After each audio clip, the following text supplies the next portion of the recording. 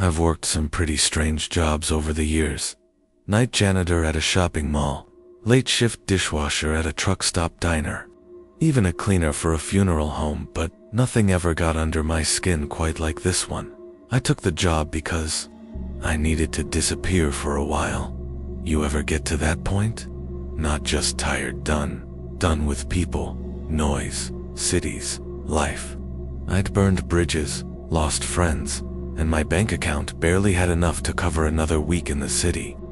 Then I saw the listing, live-in cleaner needed for remote mountain hotel, room and board included, cash weekly, quiet, private work, must be comfortable alone. It sounded perfect. The place was called the Echo Pines Hotel. I'd never heard of it before, and you probably haven't either. It's not listed on any travel site, not even Google Maps. But the photos in the ad showed this beautiful, rustic old lodge tucked away between snow-covered peaks. It looked abandoned, but in a strangely pristine way, like it had been frozen in time. That part didn't bother me. If anything, it made the job more appealing. I applied and got a response the same day. No phone call, no interview. Just a one-line email with a set of coordinates, a date, and a time. No instructions, no contract, not even a name. Just arrive. By 3 p.m., you'll be met. That should have been my first red flag. The drive up into the mountains took me 6 hours. Most of it along narrow roads with no guardrails and sheer drops on either side. My GPS stopped working halfway up, and I had to rely on printed directions, like it was 1998 again. As I climbed higher, the radio cut out, and the only thing I could hear was the wind hammering the car by the time I reached the final turnoff. My hands were numb from gripping the steering wheel so hard. The lodge came into view slowly, like it was materializing out of the trees. Tall, dark wooden siding, shuttered windows, a steep slate roof, no vehicles, no lights, just stillness. The front door was unlocked. Inside, the air was cold and dry, with a faint trace of something sweet, not quite floral. More like aged paper or dried fruit left too long in the sun. The interior was old-fashioned but spotless. Brass fixtures, faded carpets, heavy leather furniture that looked barely used. Not a speck of dust anywhere, as if someone had just finished cleaning. I waited in the lobby for someone to greet me, but no one came. No music, no footsteps, not even the creak of the building settling, just silence. Then I saw the envelope. It was sitting on the front desk, addressed to me in perfect handwriting. Inside was a single piece of paper, typed, clean, folded once down the middle. It read, "Welcome to Echo Pines. Your presence is appreciated. Before beginning your duties, please read and understand the attached guidelines. They are for your safety. Follow them exactly." There was no signature, just a second folded page behind it, thicker than the first. I didn't open it right away. Something about the phrasing, the way it said "your presence is appreciated" instead of "we're glad you're here," made me pause. I stood there, staring at the envelope, feeling a cold draft move past my legs. I looked behind me, but the doors were closed. That was the moment I first realized I wasn't as alone as I thought. I'd slept in room 203 that night. There were at least 20 rooms on the second floor, but that one had the door slightly ajar and a faint warmth coming from inside. A space heater hummed softly in the corner, like someone had turned it on just an hour earlier. On the dresser was a folded set of fresh linens and a note that simply said, "This room is safe." I didn't question it. The bed was firm but comfortable. The windows didn't open, and the heater ticked strangely every few minutes, but I was too tired to care. I slept without dreaming. The next morning, I woke to a knock at the door. Not a loud one, just 2 gentle taps. When I opened it, no one was there, only a metal cart waiting outside. It was the kind you'd find in a hotel hallway, stacked with towels, bottles, and cleaning supplies. On top was a clipboard with my name on it. Underneath, my schedule. It said I was to clean 6 rooms, That day, 108, 111, 117, 209, 303, and 305. I was to restock guest trays, replace linens, and tidy common areas. All standard stuff, but attached. Beneath the checklist was a second sheet, a smaller one, heavier paper, almost like parchment. Hotel conduct guidelines, Echo Pines staff for internal use. Only each line was numbered. There were no explanations, no bolded warnings. But they didn't read like normal instructions. They read like commandments. Always knock 3 times before entering a guest room, even if it is vacant. Do not enter if you hear movement. Skip the room and report it. If you see a guest facing a corner and not moving, do not speak.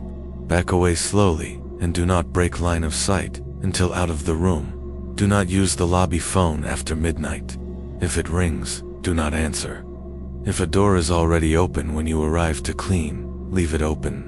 Never close a guest door that was open on arrival. The man in room 209 does not exist. If you are assigned to it, skip it. If the room appears occupied, notify the staff office immediately. Do not clean room 313, ever. If you hear footsteps behind you in the west hallway after 10 p.m., do not turn around. Walk directly to the nearest lit area. Wait until the steps fade. There was more space on the page, but the rest was blank as if whoever typed it had nothing else to say, or didn't survive long enough to finish. I read the rules 3 times. They didn't make sense. At first I assumed it was a joke, some kind of hazing ritual or creepy hotel tradition. But there was no wink, no smirk, no punchline. The list felt cold, mechanical, like it was meant to keep a machine running. Still, I needed the job, so I followed the schedule. Room 108 was first. I knocked 3 times, even though I knew it was empty. No answer. I stepped in and did my work. Quickly bed, trash, bathroom, done. The room looked like it hadn't been used in weeks, but it was warm, like someone had just walked out. Room 111 was next. That's when I started to feel off. The door was already cracked open. I hesitated, remembering rule number 4. If a door is already open, leave it open. Never close a guest door that was open on arrival. It felt silly, but I obeyed. I propped it wider and kept glancing over my shoulder as I worked. The mirrors in that room were strangely tall, reaching all the way to the ceiling, and the one in the bathroom had a faint outline around its edge, like a handprint had been pressed against the glass from the inside. Still, I said nothing. I did the job. Room 117 passed without incident. Then came 209. I froze when I saw it on the list again. The man in room 209 does not exist. The door looked just like the others. Nothing special, but something about the hallway felt colder here. Like the lights were slightly dimmer. Like the shadows curved in unnatural ways. I didn't knock. I didn't go in. Instead, I returned to the staff office, a small windowless room near the kitchen. It was there that I finally met someone. He was older, maybe mid-60s, with a gray beard and sunken eyes. Dressed in black slacks, a maroon vest, and a white dress shirt that looked like it hadn't been washed in a few days. He was seated at a desk with an old tape player in front of him. "You skipped 209, he said without looking up. Yeah, the rule said. He raised a hand. "Good, you're paying attention." There was a long pause. I thought he was going to say more, but instead, he pressed a button on the tape player. It began to hum softly with static. "Your job's simple," he said. "Do your tasks, follow the rules, keep your head down. This place," he gestured vaguely upward, "it doesn't like improvisation." I asked him if there were any other rules, any I should know about that weren't on the list. He gave a dry laugh. "They change," he said. "Sometimes. You'll know when they do. Just don't ignore them." Then he turned the volume on the tape player up, drowning the room in low static. The conversation was over. I left with more questions than answers, but I didn't ask them. Somehow, I already knew I wouldn't like the answers. By the third day, the silence had started to crawl under my skin. There were no guests, at least. None I ever saw. Yet every morning, that same knock came at 7 a.m. sharp. 2 taps. And the cleaning schedule always listed different rooms. Some repeated, some skipped. Never in the same order.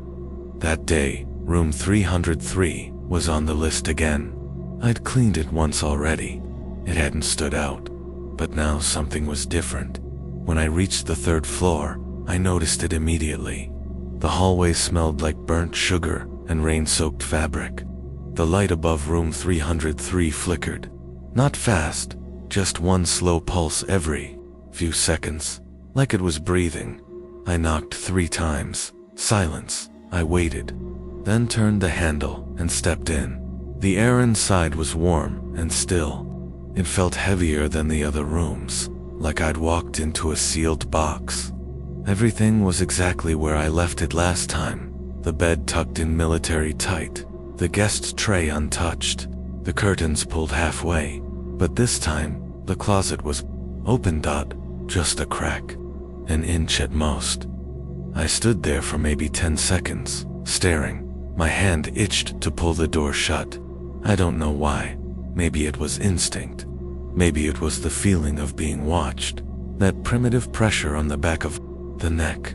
Whatever it was, I reached out and I closed it. A soft click. Nothing dramatic. But the moment it latched, I felt it. The weight in the room shifted. Like pressure had dropped. Like the space itself had tightened. Then the mirror above the desk began to fog. Not quickly. Not like steam on glass. It started from the center. A slow, circular bloom of condensation that spread outward with deliberate purpose. I stepped back, staring. There was no shower running. No heat. Just the fog. Then a single word appeared, traced into the condensation by something unseen. Open. I didn't move.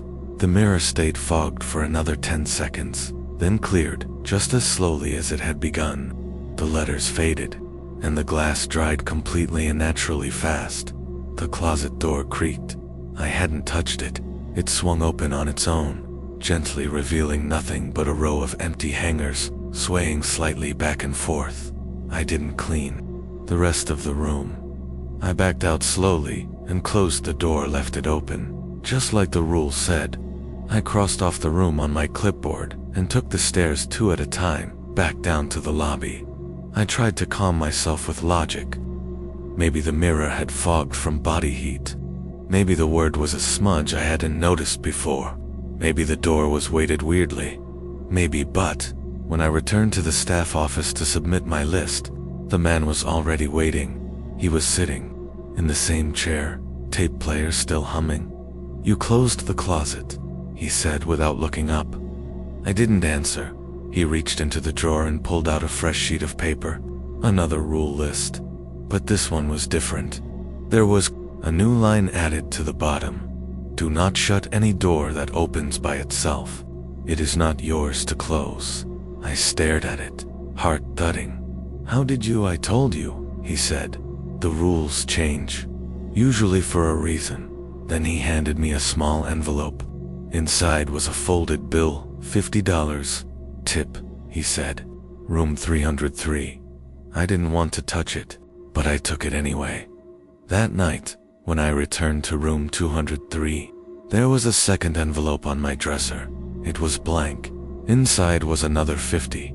I never heard anyone come in. The next morning, room 117 was on the list again. That was the room with the tall mirrors and the faint outline on the bathroom glass. I hadn't forgotten. I almost skipped it. I should have. But when I reached the door, I noticed something tucked under the frame, a folded piece of paper. Crisp, thick, like stationery, from the front desk. I bent down and picked it up. On the outside, one word, "Please." I looked down the hallway. Empty. Dead silent. I unfolded the paper. Inside, in neat, deliberate handwriting, was a message. "I don't know how long I've been here, The clocks don't work. My phone's always dead. If you find this, please tell them I'm still here. No name, no room number, just desperation. That was when I realized the mirror wasn't the scariest part of room 117. I knocked 3 times and entered, keeping my eyes on the mirror this time. The bedroom was unchanged, linens untouched, guest tray unopened, but now the closet door was open, just like in 303. I froze. Then I heard something soft, breathing. It was faint and rhythmic, coming from behind me, too low and deliberate to be pipes or heating. I turned, expecting to find someone standing in the doorway. There was no one, but the mirror was fogged again. Not just the bathroom one this time, the massive one in the bedroom. Its surface rippled slightly, like heat over asphalt, and something was moving inside it. Not reflected dash inside. It looked like a person, standing far back in the mirrored world. Their figure was blurry, distorted by the glass, but they weren't facing me. They were facing the corner, still, motionless. And that's when I remembered rule number 2. If you see a guest facing a corner and not moving, do not speak. Back away slowly and do not break line of sight until out of the room. My instincts screamed to run, but I followed the rule. I stepped back, slowly, keeping my eyes locked on the mirror. The figure didn't move. Its shape stayed blurred, but something about it didn't feel like a person. It was too tall. Its arms hung too low. Its head was tilted slightly, as if listening. And behind it, in that warped mirrored space, I saw more corners than there should have been. The room there was wrong. 3 more steps. I reached the doorway. Then, the figure twitched. Just a little. Its shoulder jerked like a glitch in an old VHS tape. But I didn't stop. I stepped into the hall, kept my eyes on the mirror until the doorframe cut it from view. Only then did I breathe. Back in the staff office, I told the man about the paper I found. He didn't react. "We get those sometimes," he said. "They're not meant for you." "But someone's in that room," I insisted. "In the mirror facing the corner." "Then you did the right thing," he interrupted. "Some guests stay longer than others. It doesn't mean they should be disturbed." I didn't understand. I still don't. Before I left, he handed me a new copy of the rules. I noticed a subtle change. Rule number 2 had been updated. It now read, "If you see a guest facing a corner and not moving, do not speak. Do not enter the room again unless assigned. Do not attempt to communicate." Another tip came with the rule sheet. This time, a single $100 bill, folded tightly into a square. No envelope, just the cash. No name attached. That night, I locked my door and wedged a chair under the handle. I didn't sleep. At exactly 3:17 a.m., I heard someone knock. Not 2 taps, not 3 just 1 long heavy. It never came again. It was on my 5th day at Echo Pines that I started to notice something strange about the hotel's clocks. They were all wrong, not just a little fast or slow wrong. Frozen at times like 11:39 or 4:12. None of them matched each other. Some ticked backward when I looked away. The one in the lobby had been at 2:34 for 2 days straight. Only my watch still worked, at least. I thought it did. That morning's schedule included 2 rooms I hadn't seen before, 106 and 311. No rules mentioned them, no warnings. Still, I hesitated before opening 106. It was dim and cold inside, like it hadn't been entered in years. The wallpaper was peeling in places, and the air smelled like damp fabric and rust. But what really caught my attention was the desk drawer. It was already open. Inside, tucked beneath a brittle hotel brochure, was a worn leather notebook. No hotel branding, no tags, just the initials KM embossed on the bottom corner. I took it. That was the first real mistake I made. Back in room 203, I turned on the lamp and began reading. The first page was dated March 12, 1989. First day, same job, same setup. Cleaning staff. Remote. Quiet. Too quiet. The writer described nearly everything I had experienced so far. The silence, the strange rules, the man with the tape player. But back then, there were only 4 rules. Over time, the entries showed how they changed, how more were added after each incident. Then things got darker. April 2nd. Someone knocked on my door last night. 3 knocks. I looked out and saw nothing. Just a mirror propped up against the opposite wall. I never saw it there before. I didn't open the door. April 5th. Room 209 changed. I went in. I shouldn't have. The bed was full of teeth. Just teeth. Not human. Not animal. All perfectly clean. They were humming. April 9th. The man in the staff office won't make eye contact anymore. I think he's scared. Not of the hotel, of whatever's in the west hallway. The footsteps are getting bolder. Last night they walked straight past my door. The further I read, the more unhinged the writing became. Entire paragraphs were scratched out. Sentences trailed into symbols. One page had nothing but the phrase, "Don't look in the mirrors at night," written 30 or 40 times in black ink. Then I found a folded note tucked between 2 pages. It wasn't part of the journal, it was newer, written in a different hand. "If you're reading this, you've been marked. You broke a rule or picked up something you shouldn't have. You're being watched. Stay out of room 313. It doesn't forgive. It doesn't forget." No signature. I suddenly realized my hands were shaking. I flipped to the back of the notebook, where the final entry was dated April 23rd, 1989. She said I could leave if I brought her 1 more. 1 more to clean the rooms.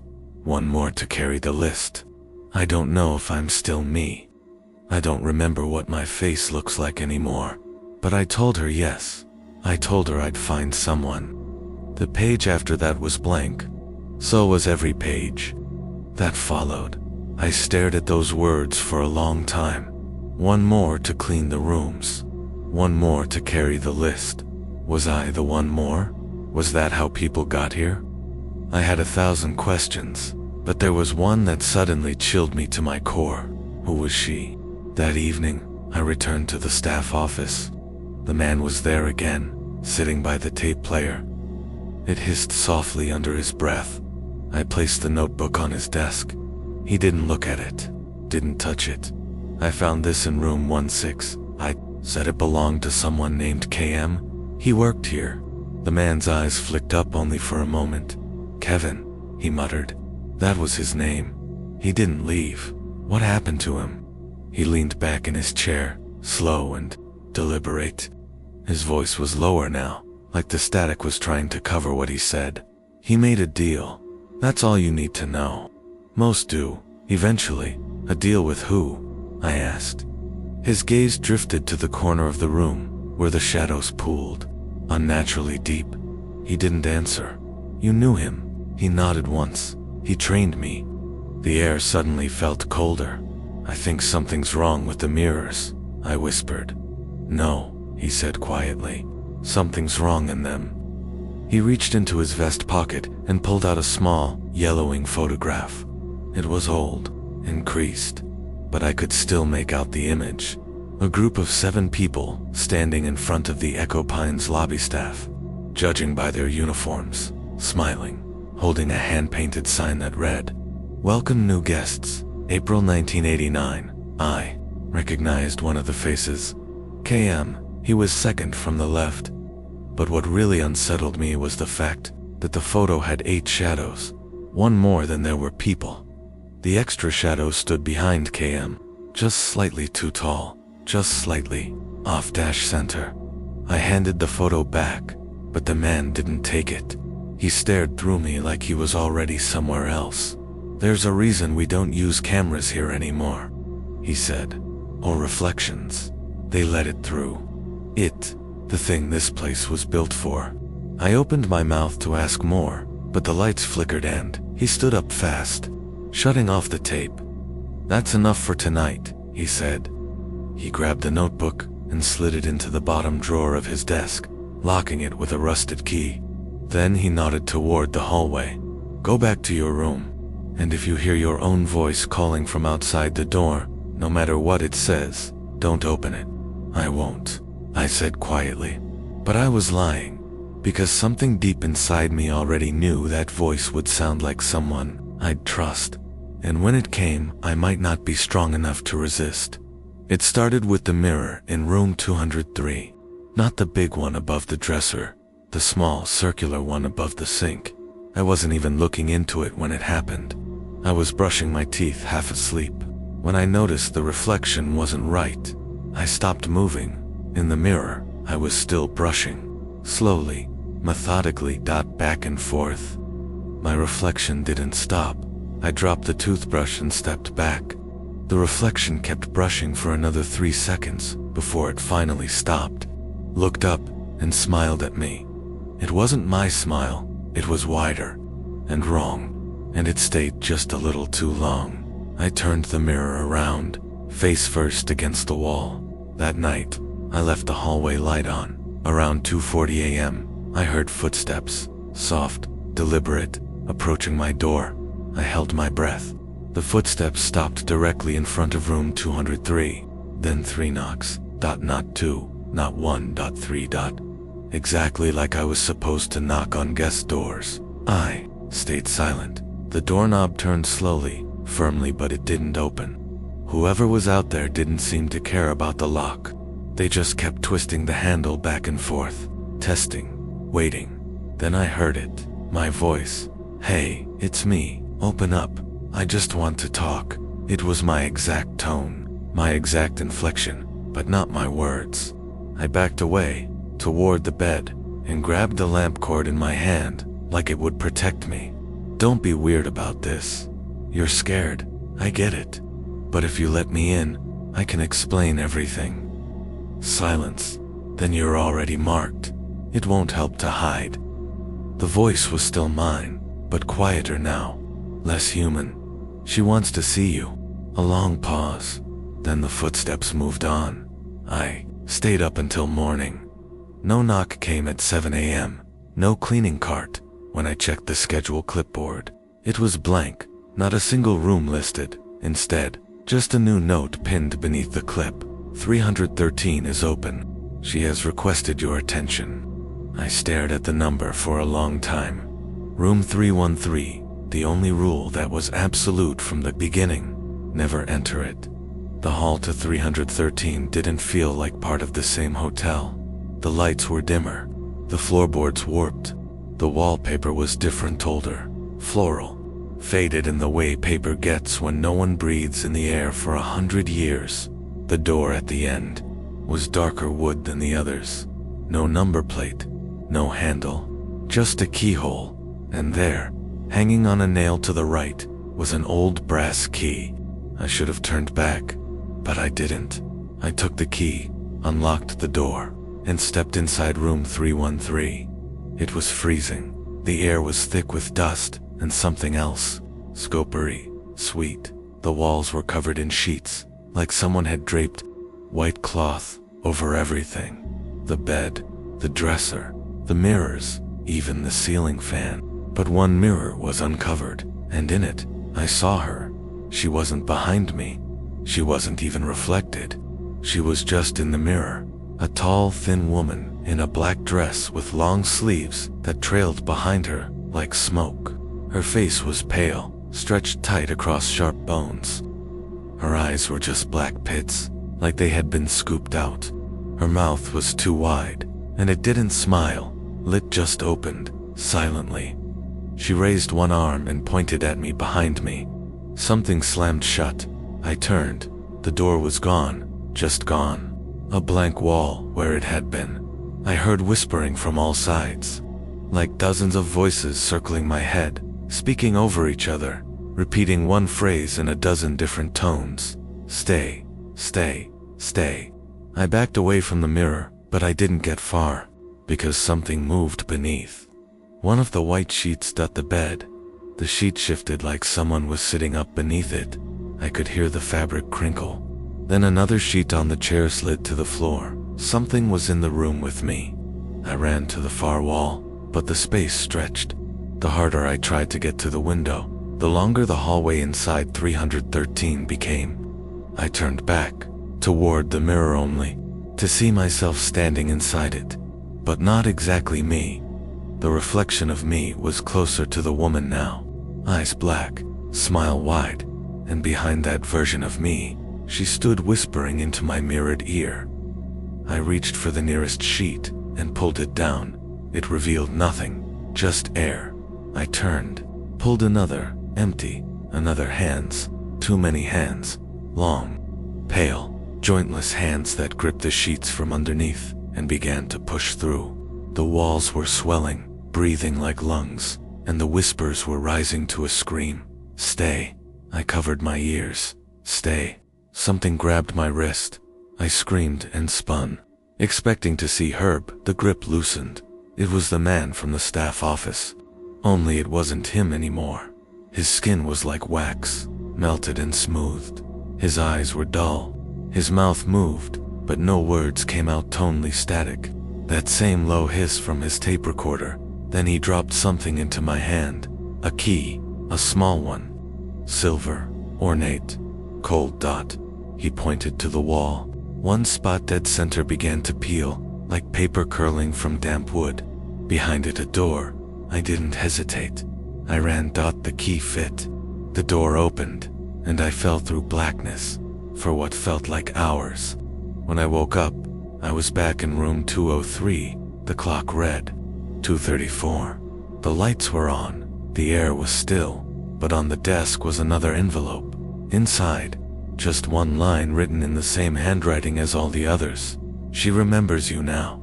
And beneath it, a new rule added to the list. If room 313 opens, do not enter. If you do not speak to her. Do not accept gifts. Do not take her hand. My hand was still clutching the silver key, and it was warm. I didn't see him the next morning. The man in the staff office, gone. No humming tape player. No light under the door. No scent of that bitter coffee he always seemed to drink but never finish. At first, I thought maybe he finally left, fled. Maybe I wasn't the only one trying to find an exit, but something didn't sit right. The door to the staff office was unlocked for the first time. I stepped inside. The tape player was still there but silent. The desk was cleared, drawers open, empty. Even the strange key he'd used to lock away the notebook gone. Only one thing remained. A small mirror on the wall above the desk. Round. Simple. Just like the one in room 203. I approached it slowly, expecting the glass to fog, ripple, shift. But it didn't, single quotes TID. It just showed my reflection. Normal UNMOVING. Until I blinked, because in that fraction of a second, the face looking back didn't blink with me. It smiled. Then, the smile dropped, and it mouthed a word. Look. The drawer to the filing cabinet beside the desk was slightly ajar. Inside, beneath piles of old yellowed receipts and maintenance requests, I found something strange. A folder, thick, labeled in the same handwriting as the rules. Selected staff offers, fulfilled. There were dozens of names, dates, short bios. Many of them had small photos, attached paper-clipped mugshots of young men and women, cleaners, cooks, desk clerks, maintenance. All hired. All listed under a final column titled, Status, Traded. Some had a second notation beside them, held, marked, returned. Others simply said, claimed. My stomach turned.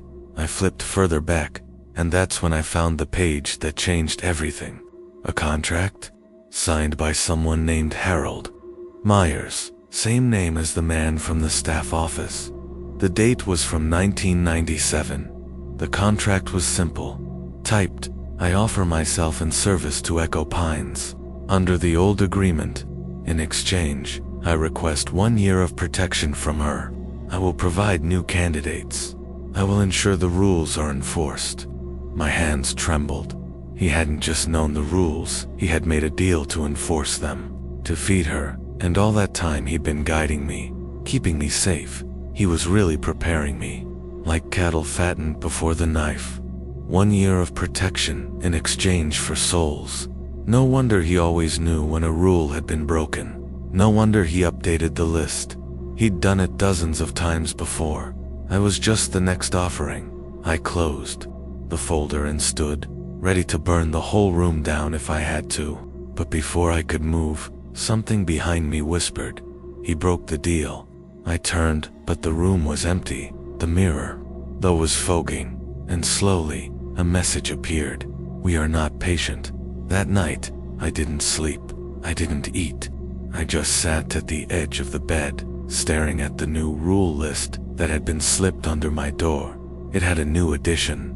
If a staff member vanishes, do not search. They were already hers. The hotel had taken Harold, not because he resisted, but because he stopped delivering. Maybe he tried to save me in the end. Maybe that silver key was a warning, or maybe it was just bait. One final manipulation to get me to open the door she couldn't. I don't know anymore. What I do know is this: the rules are not to protect you. They're to protect her investment. They keep the hotel in order. They keep us from fighting back. They keep us quiet. But something has changed now. She knows I know, and I'm not the only one left in the building. I heard someone crying in room 117 again. This time it sounded like my own voice. I tried to leave, not symbolically, not some abstract idea of escape. I packed what little I had, my coat, my keys, the silver key she gave me, and the cash I'd collected, and I walked out the front door of Echo Pines at dawn. The sky was gray, the mountain air cold and thin. My car was still parked where I left it, but the tires were slashed. All four not clean cuts. Shredded, torn like something had chewed through them. I hiked down the access road for 3 hours. The trees grew thicker, the light stranger. After a while, the road didn't look like a road anymore. I passed the same moss-covered boulder 3 times. Every turn led me back uphill. By the 4th loop, the temperature had dropped at least 20 degrees. The wind carried whispers, so I went back. I told myself I needed a plan, but the truth was, the hotel wanted me back and I went. When I stepped through the front doors, the lobby looked different. The furniture was rearranged. The wallpaper had shifted color, slightly more red than before, and someone had placed a tray on the front desk. A room key, room 313. Again only, this time it wasn't a request, it was an instruction. There was no note, no message, no rule sheet, just the key, warm to the touch. I could feel something pressing into my mind, like fingers under skin. Not words exactly, but suggestions. Return, obey, enter. That night, the lights throughout the building dimmed at once, not flickered, dimmed. Room by room. I stayed in 203, frozen on the bed, holding the silver key tight in one hand and the original list of rules in the other. I knew what they were asking. I had to bring her someone new, another cleaner, another candidate, like Harold had done before. That's how you buy time. That's how you stay alive. That's what the tips are for. She rewards loyalty, but I couldn't do it. I couldn't choose someone else to take my place, so I made a different decision. I went to the staff office one last time. Inside, I found a set of old blueprints in a drawer, hidden beneath piles of ancient receipts and paper guest slips. Echo Pines wasn't just a hotel, it used to be a sanatorium, a private retreat for patients with nervous conditions. The lower levels were sealed off decades ago, after a fire. There were tunnels, maintenance shafts, sub-basements. I found one behind the boiler in the kitchen. A narrow stairwell sealed with rusted chains and a faded "Do Not Enter" sign. But the chains were already broken. Something had come up, or something wanted me to go down. I took the flashlight, gripped the silver key, and descended. The air was thick and wet. The walls were stone, real stone, not drywall. Old carvings ran along them. Symbols I didn't recognize, like eyes with too many lashes or teeth arranged in spirals. I walked for what felt like miles. Then I found it. The source of chamber. Circular. Dozens of mirrors lined the walls, all cracked. Some bleeding darkness. Some filled with faces not my own, crying, screaming, smiling with mouths too wide, and in the center a chair, facing a full-length mirror, the only one not broken. Sitting in the chair was me, or at least something, wearing me, its head tilted. It smiled, and then it spoke in my voice. "You broke too many rules." I raised the silver key. "Then let me leave." It laughed. "You don't leave Echo Pines. You become Echo Pines." Then the mirror behind it rippled, and she stepped through.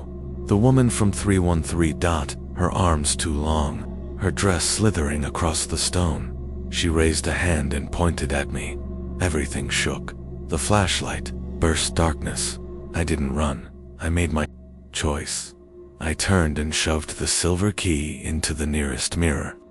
The one pulsing with soft red light, hand twisted. Glass cracked, then silenced. I opened my eyes. Back in room 203. Clean, bright morning. On the desk, a note. "Congratulations. Promotion granted. Welcome, Harold." I looked in the mirror. It smiled. I didn't. I don't know how long I've been here now. The sun still rises, but the sky never changes. It's always that same dull gray outside the windows. Like the world forgot how to shift. Guests still leave tips, even though I never see them. The cleaning schedule appears. Each morning at 7 a.m. sharp. Different rooms, different patterns, but the rules, they've stopped changing. They don't need to. I know them all by heart now. I even write them myself. That's part of the job. After Harold disappeared, after I took the key, stepped into the mirror, and made my choice, the hotel gave me his position. I sit in the same chair. I drink the same bitter coffee that never seems too cool. I hum along with the static on the old tape recorder. The new cleaners come in the same way I did. Lost, broke, looking for silence. They think they're alone. They never are. I give them the list. I watch them break the rules. I track the changes. I file their names. Sometimes I warn them. Sometimes I don't. I tell myself I'm helping them survive, that they have a chance. But I don't know if that's true anymore. Most of them are gone within days. Echo Pines doesn't let people leave. It just waits for them to give up trying.